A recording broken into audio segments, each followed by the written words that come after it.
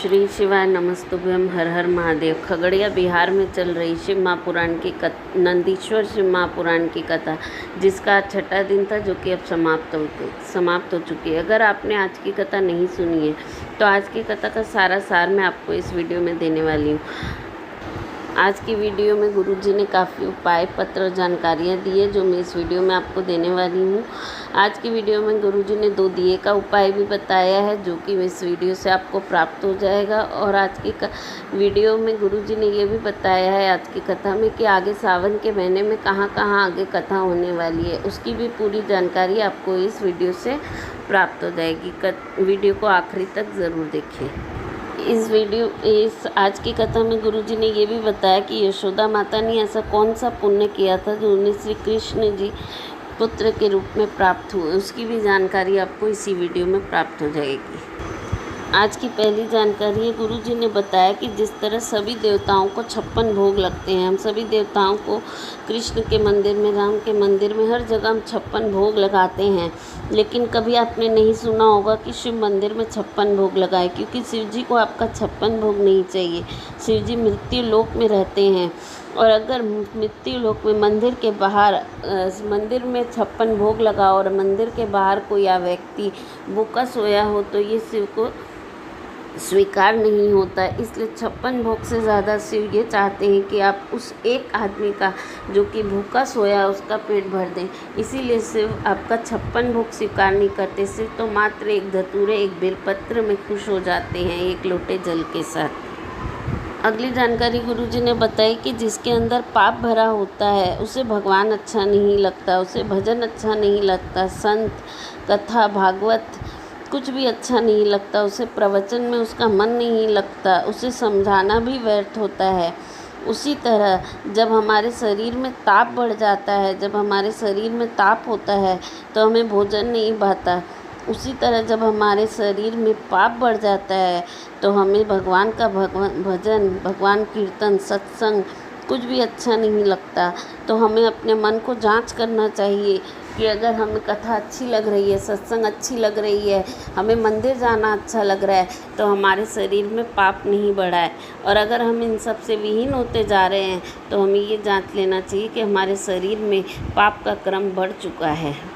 अगली जानकारी एक पत्र है जो रुचि पांडे जी लेकर आई थी। उन्होंने कहा कि मेरी शादी 2015 में हुई थी और मुझे कोई संतान नहीं थी। बहुत डॉक्टरों को दिखाया, इलाज कराया, पर कुछ नहीं हुआ। टेस्ट ट्यूब बेबी भी कराया पर कोई फ़ायदा नहीं हुआ। आपकी कथा सुनी, टीवी के सामने बैठकर ही निवेदन किया, आसन लगाकर कथा सुनी और टीवी के सामने बैठकर निवेदन किया और शिव को जल चढ़ाती रही, बेलपत्र चढ़ाकर खाती रही, 2 बार पशुपति व्रत भी किए और सफ़ेद आंकड़े की जड़ कमर में बांधी हुई, जिससे शिव कृपा ऐसी हुई कि मुझे एक साथ 2 बच्चे दे दिए भगवान ने, एक बेटा और एक बेटी।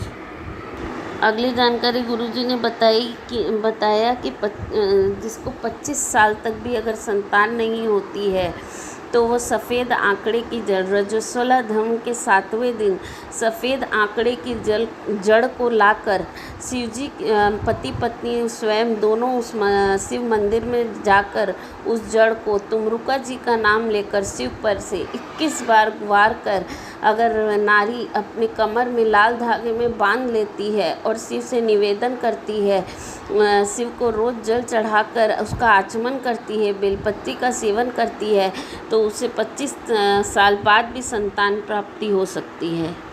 अगली जानकारी गुरुजी ने बताया कि आपके घर में अगर कोई एक व्यक्ति भी अगर शिव मंदिर जाता है, शिव का भजन करता है, शिव का नाम जाप करता है, उनकी भक्ति में लीन रहता है, तो उस घर में कितने भी पापी बसे हों, पर उस एक के सत्कर्म से, उस एक के मंदिर जाने से, उस एक के शिव को जल चढ़ाने से वो अपने पूरे कुल को तार देता है। अगली जानकारी गुरुजी ने बताई कि जिस तरह हमारी 5-7 पीढ़ियों तक अगर किसी के घर में बच्चा हो जाता है या किसी के घर में मौत हो जाती है तो हमारे घर में सूतक और सावड़ लग जाता है, उसी तरह जब हम शिव कथा सुनते हैं, कथा में जाकर बैठते हैं, शिव भजन करते हैं, तो शिव के पूजन से हमारी 71 पीढ़ियाँ भी तर जाती हैं। अगली जानकारी गुरुजी ने बताई कि यशोदा माता ने ऐसा कौन सा पुण्य कर्म किया था जिसकी वजह से उन्हें श्री कृष्ण जैसे पुत्र की प्राप्ति हुई।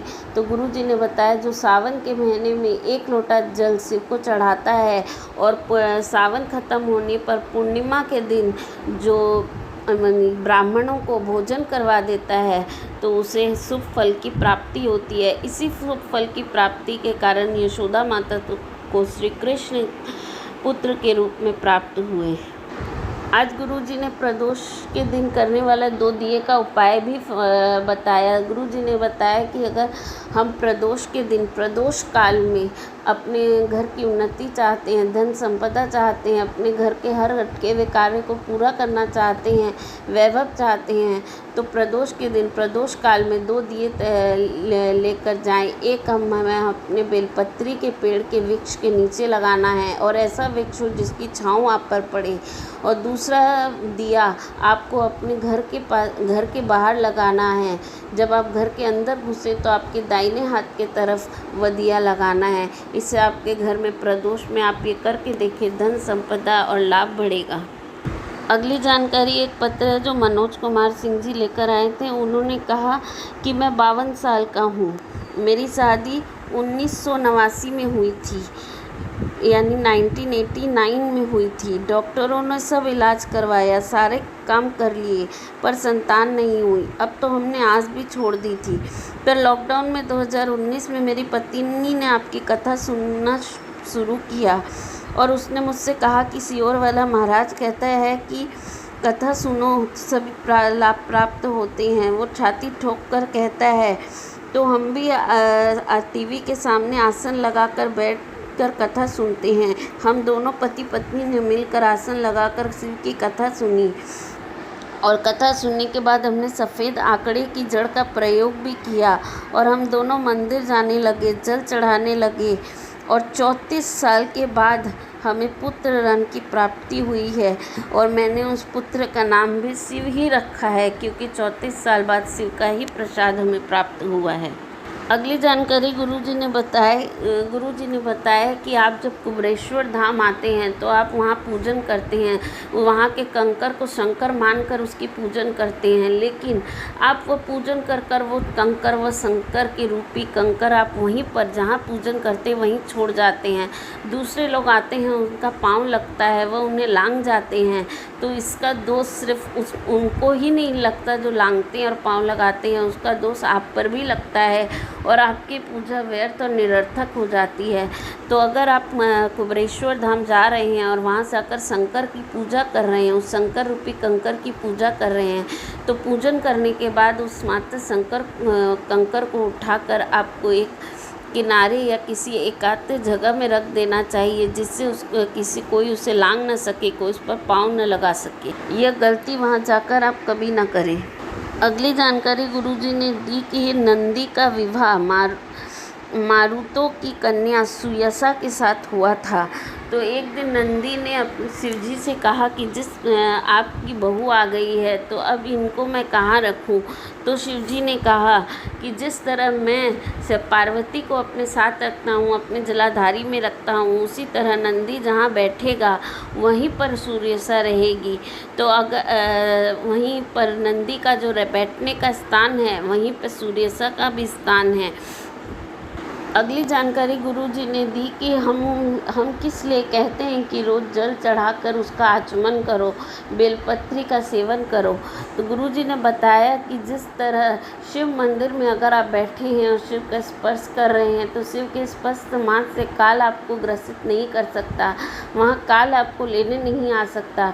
उसी तरह अगर आपने शिव के जल का आचमन किया है तो वो जल अगर आपके हृदय में रहता है, अगर आपके उदर में रहता है, तो भी काल आपको अपने हावी नहीं हो सकता, काल आपको अपने में ग्रसित नहीं कर सकता। अगली जानकारी गुरुजी ने बताई कि जो शिव को जल चढ़ाने के बाद नंदी का स्पर्श कर अपने घर जाता है, वह अपने घर यश और वैभव को साथ लेकर जाता है। अगली जानकारी में गुरुजी ने दी कि सावन में अगली कथा कब कब होने वाली है, जो कि 4 जुलाई से शुरू होने वाला है, जिसका 5 तारीख से आपको पुष्कर में शिव महापुराण की कथा होने वाली है, जो 5 से 11 जुलाई तक चलेगी, जो कि पुष्कर में होगी, जिस कथा का नाम ब्रह्म शिव महापुराण की कथा होगा। ये आस्था चैनल और यूट्यूब चैनल पर 1 बजे से 4 बजे तक आने वाली है।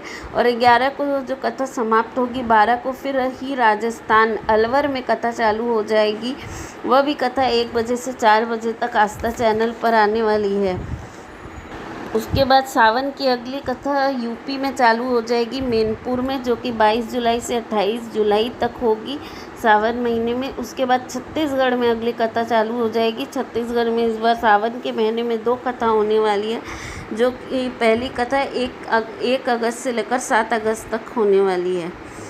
आपको इस वीडियो कथा की सारी जानकारी सार मैंने आपको इस वीडियो में दे दिया। अगर आपको इस वीडियो अच्छा लगे, लाभकारी लगे, तो इसको लाइक शेयर और सब्सक्राइब ज़रूर करें।